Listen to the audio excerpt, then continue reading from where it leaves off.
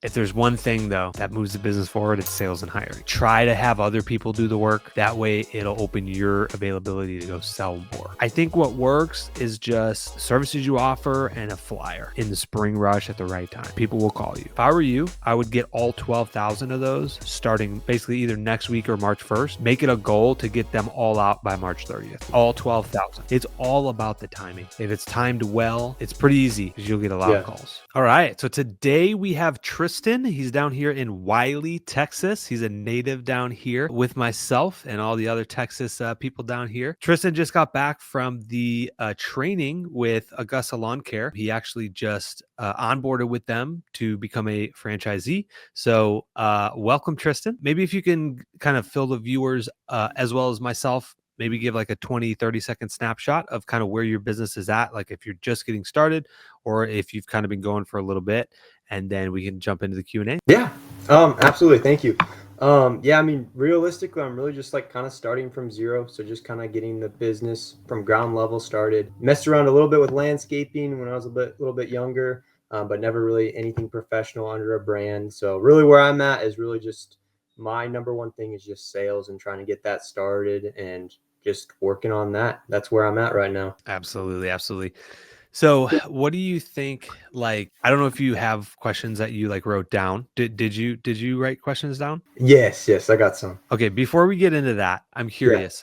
So you went out there it's out in Bellingham, right? The training? Yeah. If you could sum up maybe like the 3 or 5 points of the most important things that they kind of teach you in that. What would you say? Like if you had to recreate that and like teach somebody else, what would be the if you had to get these points across, those would be the ones that you would focus on to teach? Really just get like 5 main things. Like, I guess what I learned in the main business model of Augusta is, just to kind of preface this, is what you see online, like on YouTube, like with Mike Andes or Augusta, is like very similar to like how the training actually went. It's just consolidated.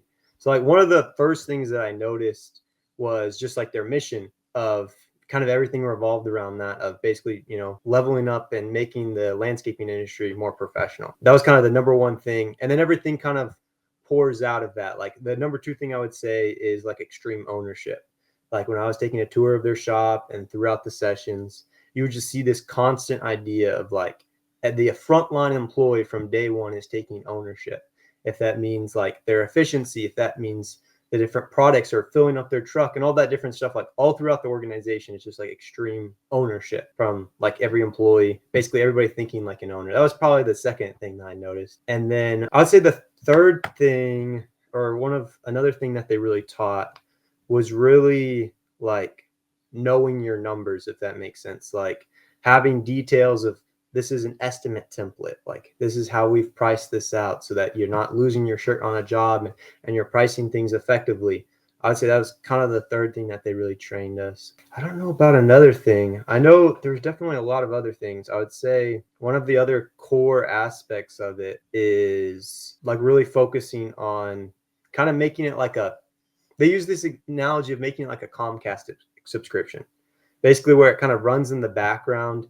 It just kind of auto deducts out of your bank account and they take care of it. And like that was another big concept that they try to make it like a subscription model. You set up on your mowing and you don't stop. And then when those 3 months out of the year come around, you set them up on winter services and just automatically does that. And like that was like a big thing that I noticed, of just kind of making it into basically like a Netflix subscription, something that you just set and forget about, and then they take care of that. So I would say those are probably the main things, if I were to sum it up pretty shortly, of what that week looked like. Yeah. Cool. Awesome. Yeah. I was just curious because we're trying to kind of build out like our training for general managers and stuff like that. But that helps me get a good idea of like how to structure ours as well. So cool, man. I appreciate the information. So awesome. So what questions do you have for me? I guess some of the things I wanted to start out with is, I guess, more on like the technical legal side, like structuring your business. Like how exactly did you go through that? Like with the LLC, when did you make it an LLC? Like how did that work with you being an owner? Just kind of talking about like kind of more of the details on what that looks like.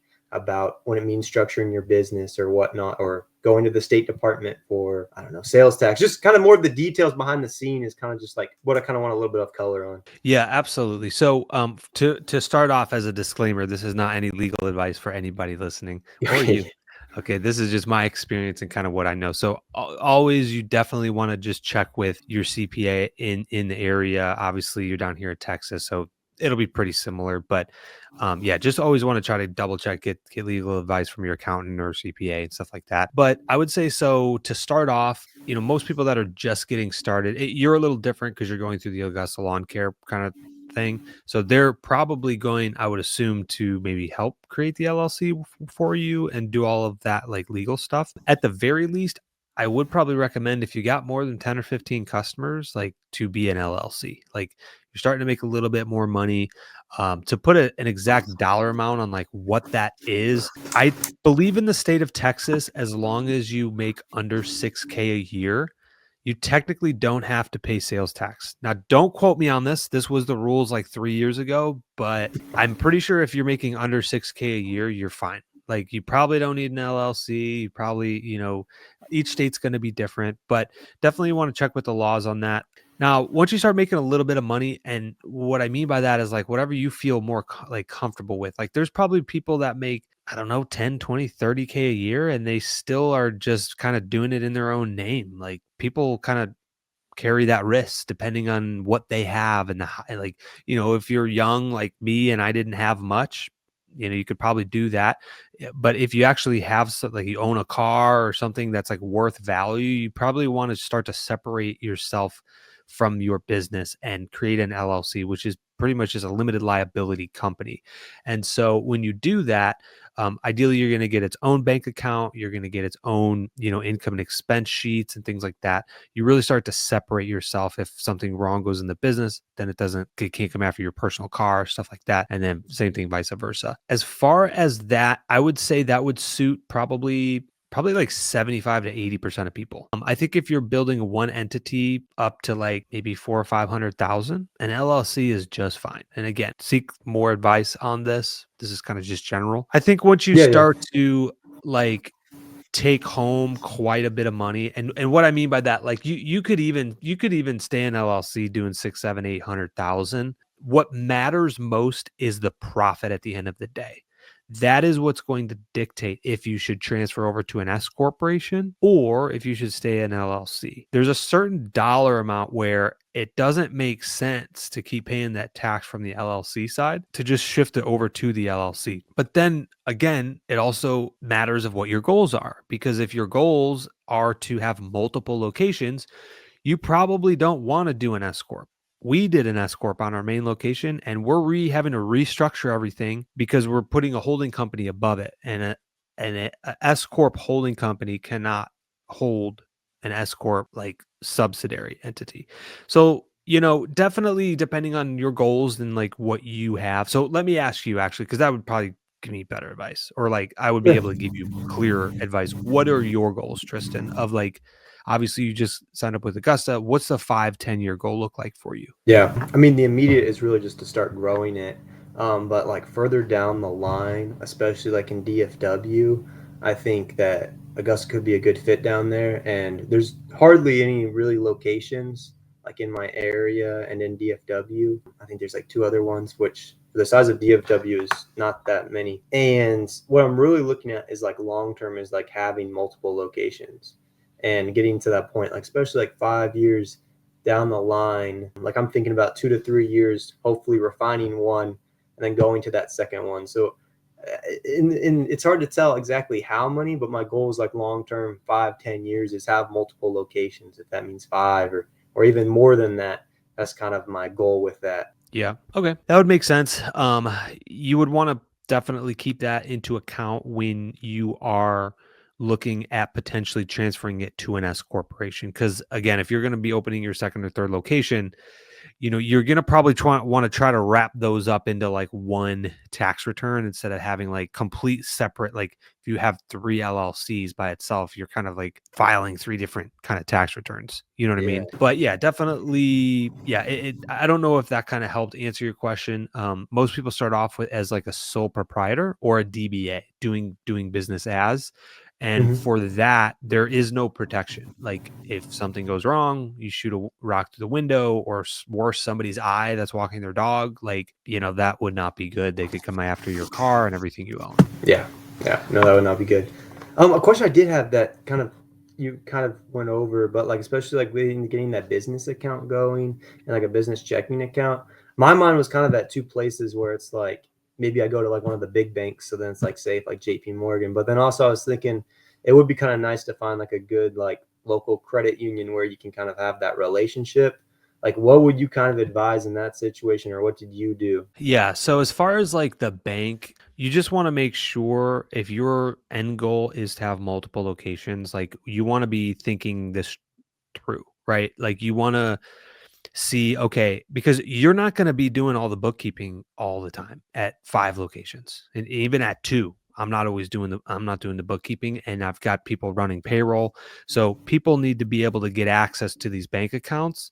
And so you just want to make sure that whatever bank that you go with, that they have the ability for you to add additional people to the like login or create them logins, and they don't need to necessarily have like full access to everything because you don't want them moving money and things, but you definitely want like view and read access, because like if you have somebody running payroll for you, they need to be able to see how much money's in the bank to at least give you a heads up of like, hey, it's getting a little tight. You know what I mean? You just want that. Obviously, with purchasing trucks, so I used to bank personally with a bank called USAA, and they don't have a lot of like in-person locations. So it's a little like if I have to buy like a $15,000 truck, it's a little difficult to just run in the bank and get a cashier's check, right? Like it's a little bit more difficult to do that. So you want the banks that you like, and we pick up trucks all over the DFW area. So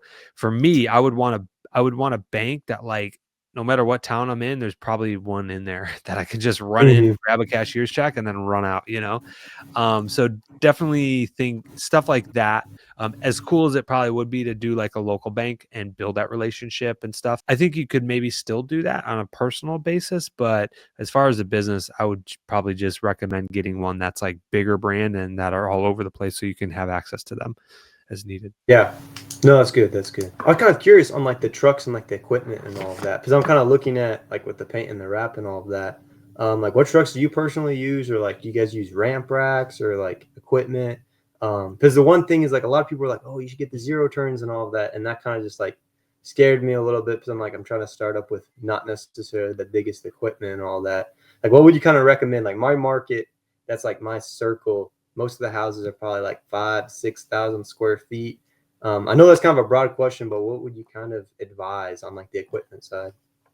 Yeah, no, Yeah, that I mean, you answered the question I was going to ask you. Is I would look at your market. So if you dropped a pin on wherever your cars are going to be parked, whether you're running it out of your house or a storage unit, doesn't matter. Draw a 5 mile radius around there, and if 75% of those are just residential homes and stuff like that, which down in Wiley, it probably is. Neighborhoods, HOAs is my guess, because it's similar to our market up here. You're not going to want to get a trailer. I mean, you got to be parking the vehicle in front of the house. You want to be able to get in and get out and then get to the next street. Sometimes you got to turn around on a street in a cul-de-sac. If you got to, and then if you're going to get employees, ideally with multiple locations, now they got to back it up. You've got whole other axles. You've got registration stuff. Simplicity scales. And so I personally would not get the trailer. I would just get like you could probably go with like a dovetail ramp. Any Mm-hmm. local welder can weld you a ramp. If you just search dovetail ramp online, kind of show them an example of what you're wanting, or Mm-hmm. you can order a ramp rack system online. Those are a little pricey. They're at $3,800 because we just bought 2 of them. This is the first time we've tried it. Normally our welder does it for like 2,800 up here in Pilot Point.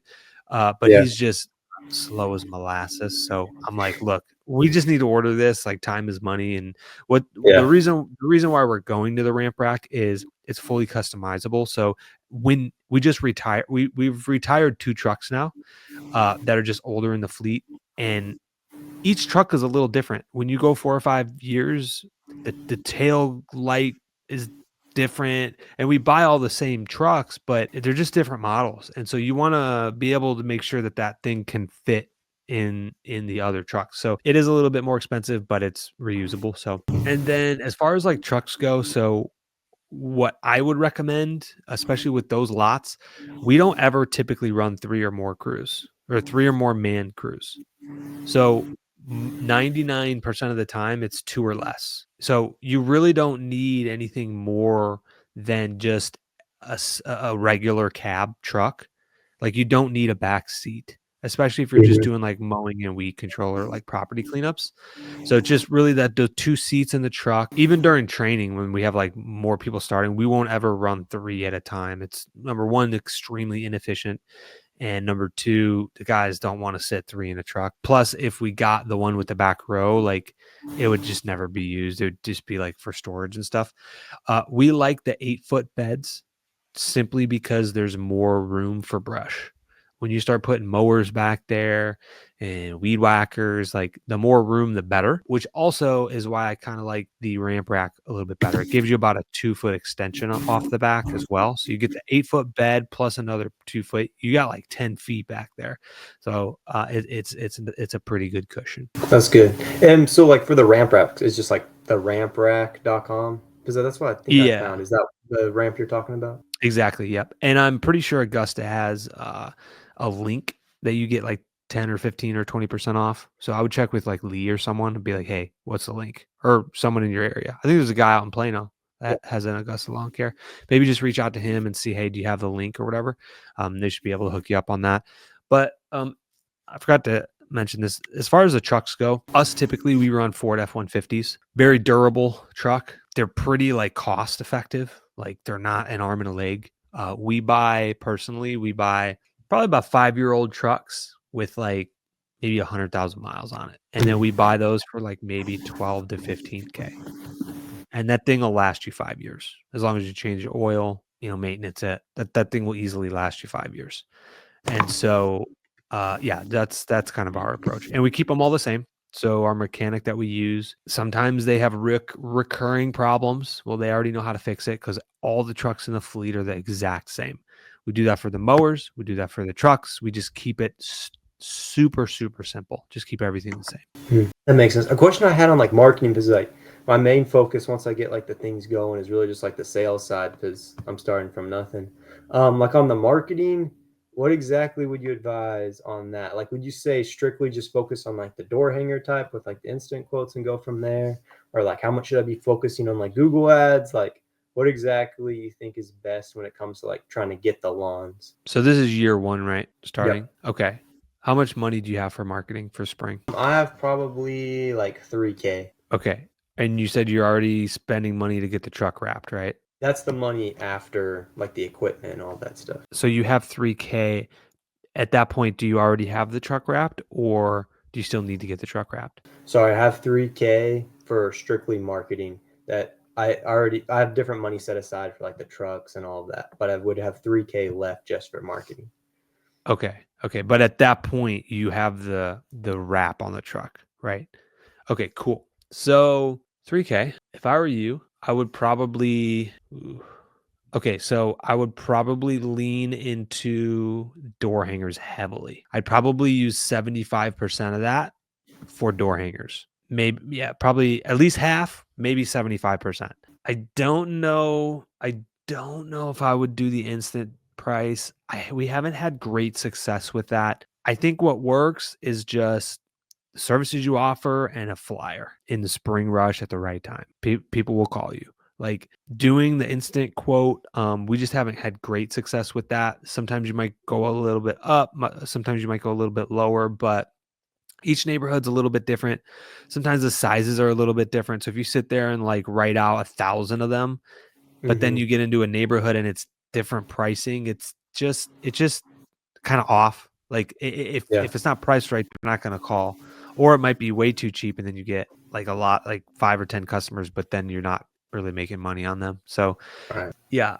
But then after that, you could like, dude, in the first year, it's kind of tough because you're still kind of figuring things out. You know what I mean? But honestly, so let me think. I think each door hanger is about 12 cents. So if you got 3,000, let's just say you spent $2,000 divided by, whoa, dude. Yeah, 50 at 15 cents, you could get 13,000 flyers. Wow. That would keep you pretty busy putting those out. Yeah. So, yeah, man, I'd probably order maybe 10 to 12,000, probably 10 to 12,000, and make sure that they get it all out. So next week it's supposed to be pretty nice down here. If I were you, I would get all 12,000 of those starting basically either next week or March 1st. Make it a goal to get them all out by March 30th. Mm. All 12,000. That means you're going to be doing a lot of walking. Yeah. 6 days a week. And if you need like have your mom help or brother help, sister, neighbor, if you need to pay them $15 an hour or something, do what you got to do. But try to get all 12,000 of those out. And then you've got $1,000 that you can either, like, if it's working really well, I'd probably spend another 500 and like get like 5K more, Mm. like if it's working well. If it's not, then I would shift avenues and be like, okay, let me spend like $300, $400 on Facebook ads, $300 or $400 on maybe, Google local services. You could turn that one on. If you don't have that one on, I would definitely put that on. It's different than like Google ads. It's like the Google local services that you like verify yourself through the insurance and all this stuff. Yeah, I think the door hangers are probably going to be the best. And then obviously you have a website because you're with Augusta. You've got the wrap, so you're good there. Yeah, and then I would just lead into those door hangers. If I were you, I wouldn't even touch the EDDM right now.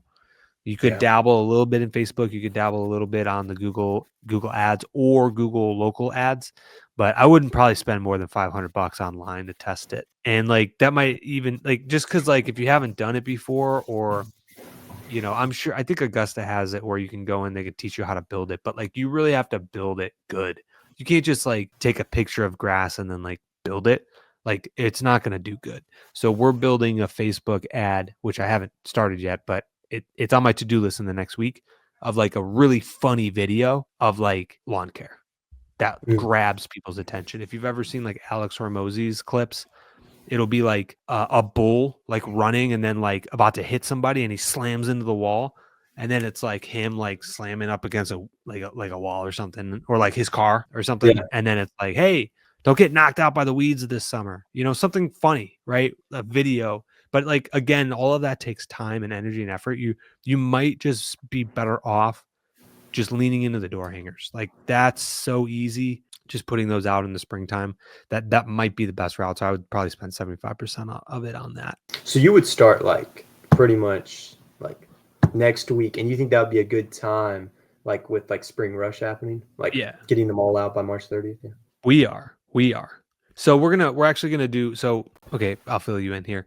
So we did 800 door hangers about a week and a half ago when it was 80 degrees. We did 800. Not a single call came from it. Wow. But that doesn't deter me because I know that it works and it was just not the right time. So I said, okay, we're going to stop doing that. Next week, our goal is 1,000. We're going to put 1,000 out and then we're going to see. We're going to test. Hey, are we getting calls? Are we not? If we're getting calls and if it's working, we're going to crank that up to 3,000 a week. If it's not, then the next week we'll probably do another 1,000 and wait until it starts to really work. And then it's like, we're going to go all in on it. But again, it's about the timing. It really, I can't stress that enough. It's all about the timing. And if it's timed incorrectly, it's not going to be good. If it's timed well, it's pretty easy. If it's timed right, it's pretty easy because you'll get a lot of calls. What is kind of like the ideal like conversion rate that you're trying to get? Like how do you know it's like really working and when it's not? Like obviously you're getting a lot of calls, but what's kind of like a metric on like a conversion rate that you're targeting for that? I would say on the low end about 0.5%. So let's run that scenario. So we just did 800 a week and a half ago and it didn't do anything. So that's how I told the guys, I was like, we're not doing any more door hangers until it kind of warms up. So out of 800, we should have gotten about 4 clients. That's at 0.5%. If it works really well and you have a really good offer on it, I mean, I've seen like 2%, maybe 2.5%. Like and that's pretty good. So like on an 800 times 0.025, yeah, that's like 2.5%. It's like 20 customers from that 800. That's like it's working really well. Like we need to put way more people on door hanger duty right now if you're getting that return. Yeah. So that's a good target for me then. Like realistic on my door hangers, in order for me to really be going into them, I should get like 1% or higher if I'm doing I it would right. I would say at least a half, even a Yeah. quarter, dude. I would have even taken a quarter last week on 800. If as long as we can get like 2 customers off of that, like I'd be okay with that, right? You know, and there's more to that. There's more to that because like it's like, all right, well then what does a customer acquisition cost? And it's like, all right, well let's sit down and do the math, right? So on let's just break this down. So on 800 door hangers, let's say we did get a quarter percent, which would be 2 customers. Let's see if that's good or not, right? Okay, so 800 door hangers, and our team can put out about, I would say, like 70 an hour. So if we divide that by 70, that's 11.4 hours that we have to pay the team. Sorry, my thumb's in the way. Mhm. Okay, Yeah, so yeah. we pay them on base pay when they're doing door hangers 18 an hour. So if it took them this long to put out those door hangers, we'll just round up and call it 12 because they got to drive to the place. 12 times, okay, so at $18, you got to add Social Security, Medicare, and all this other craziness. Just call it 25 bucks, right? Times 25. So that's $300 that had to go to labor.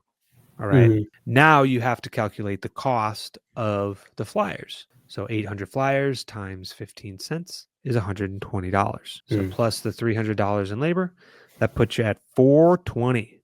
$420 was spent to gain 2 customers. Well, if we divide that by 2, it would be a $210 customer acquisition cost. It's a bit high. I'd be willing to pay that though, for our services because we require them to do weed control. 200 is about probably the highest I would go. I would take 210 right now in this season. It's going to fluctuate. Obviously, if you're marketing in the winter time when the demand is super low, customer acquisition cost goes up.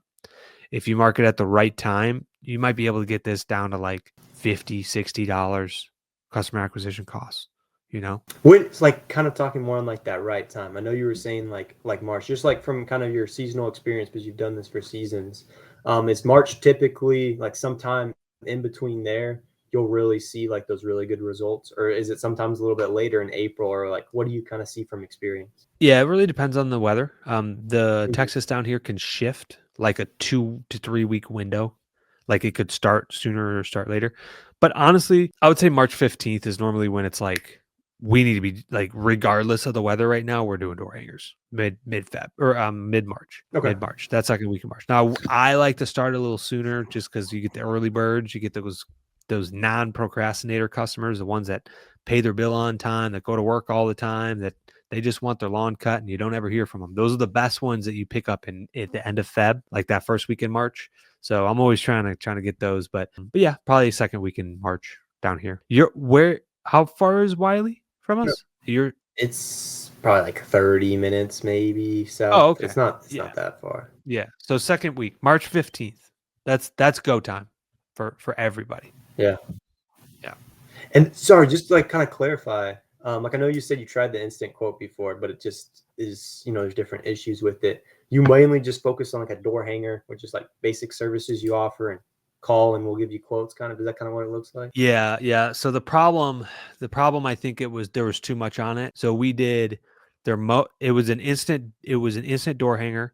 There was like 4 different things: the mow price, weed control price, and then bed clean out. And then basically the estimator or general manager would walk and like write in the price. And then like while they're going to the next property, they would just it's about a $400 cleanup with the mulch, and then they would put the door hanger on. Yeah, we did not that it didn't do well. I think and we didn't have a great test batch either, but it's not like quick. Like unless you're sitting down and like pre-writing in exactly, or you only have like one service that you're selling as an instant price, that might work better. But we did it where there was like 3 or 4 on there, And like by the time the estimator like wrote it down, it was just kind of like it's just kind of a long process, and it just Yeah. didn't really work Yeah, that for makes us. sense. And maybe the customer is kind of bombarded by a ton of different prices or whatever. Maybe that affects Yeah. the conversion. Well, yeah, those are some of the main questions I had. What is like some advice that you would give me, just kind of talking through of what we look like? I know you helped me out that door hangers, and I really appreciate that kind of getting like expertise and knowing what to do on that. But what else do you think is like something else that you would want to pass along to me? Ooh, that's a good question. Whenever somebody asks this, it's so like it's so open ended where I'm like, I don't exactly. I'm trying to think. You're planning on are you gonna plan on hiring someone this year if you grow Yeah. enough? I like the leadership side of things. I would say just don't get discouraged. The first 5 or 10 employees that you use are not gonna be the greatest. It's just not gonna happen. So don't get discouraged, like, if they don't show up or they're constantly getting complaints and things like that. I think what you took from the Augusta training is real. Like, your brain needs to be on sales mode. That's it. And what happens is people that are just getting started, they get sucked up in the workload. And the problem is, especially when they get like 25, 30 customers recurring, where they're mowing each week or every other week, they get so sucked up in the work that like, and then by the time they get done at the end of the day, the last thing they want to do is go put out door hangers or like get on the phone and call pending estimates. Like, that's where you make your money. And there's people that are really good at sales and there's people that are really good at operations. And you got to kind of figure out for you, like, which one you are and understand yourself. Because as a business owner and entrepreneur, you are going to be required to wear both hats. It's required. Like, you might be stronger in one suit, but you have to figure out how to fill that other side until you can grow enough to where you get in the right seat in the business. You know, like when you're small like that, you're wearing all the hats. If there's one thing though that moves the business forward, it's sales and hiring. That's it. So don't get too sucked up into the work. Try to have other people do the work. That way it'll open your availability to go sell more. And the ones that can do that are the ones that you see that go from 0 to 300K in a year. It's the ones that sell like a madman, you know. Really good book called Sell or Be Sold by Grant Cardone. I would recommend listening to that. How to win friends and influence people. You're going to need to know that for hiring, being a likable person, in like to customers and stuff too. I'd say that's a good book. But yeah, man, yeah, I would just a lot of people. Oh man, this is the last book drop I'm going to give you. A lot of people, they think too small, and when they're just getting started, like, obviously we all don't know what we don't know, but at the same time, what if you dreamed bigger, and what if you set the goals larger? What if you whatever you think in your brain, like we talked 12,000 flyers. What if you put out 36,000 flyers? What if you tripled it? What if we took all of the 3,000 and bought and got all of those door hangers? Like, there's probably no way you would get out all 25,000 yourself. I mean, maybe, but like, you know, then now it starts to expand your brain. It's like, okay, so now I'm going to need to get help. Now I'm going to need to get a helper in the truck. And it's just like, what if we tripled what we thought we were going to try and do?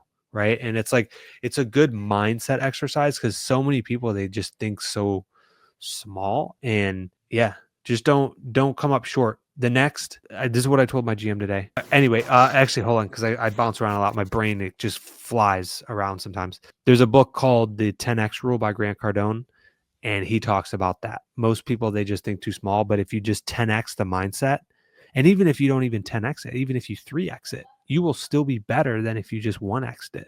And it was like, oh yeah, I think we could do 10,000 this year. Well, what if you try to do 30? Let's hit the big 3-0. Dude, you'll Mhm. probably double the customers that you were going to have anyway. But yeah, to wrap all this up, what I told my GM today, and I'll tell you, what you do in the next 8 weeks will dictate what you do for the next 12 months. The effort and the mindset and the grind and the 6-day work week and the 12-hour days of putting out an enormous amount of flyers, doing all of these calling pending estimates, like the people that grind through the spring rush and work the long days and answer the phone at 5 p.m. at night when you're at home and you're eating dinner and you get that next customer, like, it will dictate what you do annually this year. In the next 8 weeks, it is the gold rush. It is the spring rush. It is what will make or break the location and the revenue goals that you have set. If you miss the opportunity of this window, you got to wait till next year. Now you'll get customers that trickle in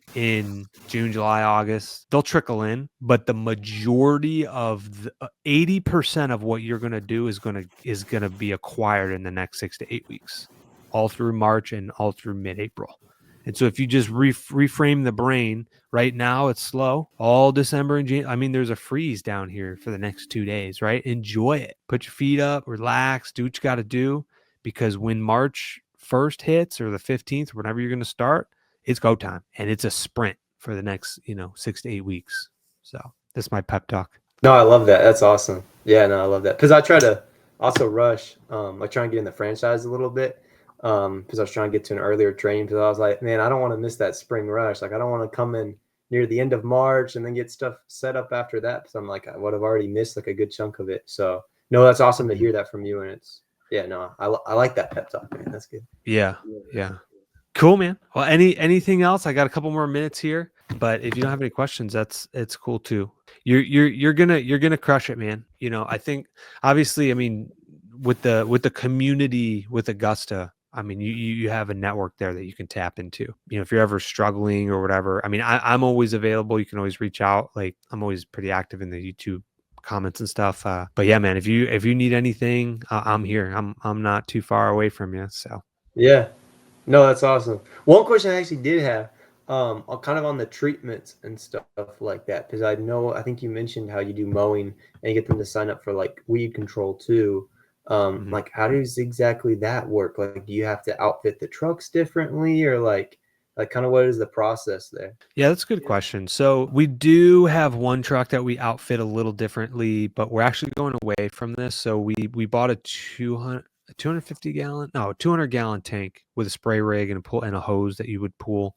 It's electric hose reel with a 300-foot hose on it. Like, we outfitted the truck with that. It was like 7 or 8K, but we're shifting back to basically just a spreader and an electric backpack sprayer. It's simple, it's scalable, and you don't have to mix a lot of like chemicals. Now, anybody that does like weed control on an enormous basis would say, dude, you're crazy, because the granular is more expensive than liquid. But the thing is we're not just a fertilizer company. We do a lot of mowing. We do a lot of property cleanup. So it's just one of the 3 core services that we offer. So although it is a little bit more expensive, like in the winter, you got to like the tank could freeze because it's a liquid, and there's just a lot more complexity with it. With us wanting to build out like to multiple locations and everything, we're going pretty much just sticking with a $400 push spreader and an electric backpack sprayer for $300.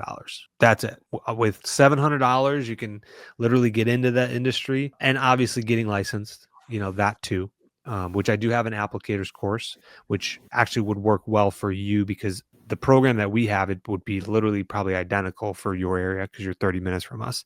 A lot of Bermuda grass, a lot of St. Augustine and zoysia in the older communities. But yeah, man, it's that's pretty much it. It's a really good service. You can make 30 to 40% profits. What I like about it is it's year round. So in December, January, and February, we're still doing winterizers, pre-emergence, spraying weeds. It's not like mowing where it completely shuts off. So it's a nice filler in the winter to keep one of your core guys busy and money coming in. It's a big money maker. Our applicator can make probably like $1,500 a day, whereas on the mow crew, typically they can make like 500 a day, maybe like 6 or 7 if they're like really pushing it. Yeah, it's a good